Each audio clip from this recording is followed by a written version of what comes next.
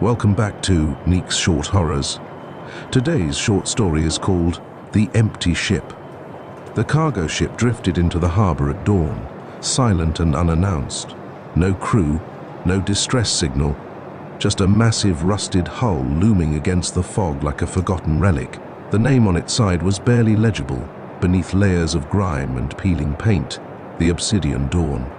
Dock workers gathered cautiously, whispering among themselves. No one had seen the ship arrive. No tugboats, no radio calls, just there, suddenly, as if the sea had spat it out. When the harbormaster, a grizzled man named Cole, stepped aboard with his flashlight and clipboard, he found the decks empty. A damp, musty smell clung to the air, and the corridors stretched long and dark, filled with an unsettling stillness. "Hello?" he called out, but his voice echoed back to him, swallowed by the ship's cavernous interior. The cargo hold was filled with towering wooden crates, some splintered open, their contents obscured by rotting canvas tarps. Cole peeled one back and recoiled at the sight, a pile of strange bones, too large for any animal he could name, their surfaces etched with bizarre symbols that pulsed in the dim light.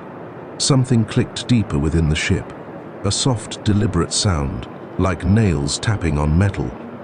Cole swallowed hard and pressed on, his footsteps echoing down the narrow corridors. He found the crew quarters abandoned, beds still made, plates of untouched food rotted to mush. Whatever had happened, it had happened fast. Then he reached the bridge. The ship's logbook sat open, its pages damp and smeared with ink. He traced a finger over the last scrawled entry. "We were never alone." A shadow shifted behind him. Cole spun around, flashlight trembling. The corridor stretched out empty before him, but the air felt heavier now, thick with something unseen, something watching. The door to the captain's quarters creaked open on its own. Cole stepped inside cautiously, the smell of salt and decay thick in his nostrils. The walls were covered in frantic carvings, deep gouges that formed intricate patterns, symbols like the ones etched into the bones below. And in the center of the room stood a mirror, cracked and old, its surface rippling unnaturally. Cole stepped closer, breath hitching. His reflection didn't move. It just stared at him, a cold grin slowly stretching across its face. He staggered back as the reflection's eyes darkened, twin voids sucking in the dim light. The grin widened, revealing teeth, too many teeth.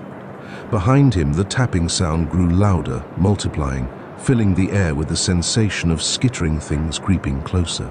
Cole bolted from the room, heart hammering against his ribs.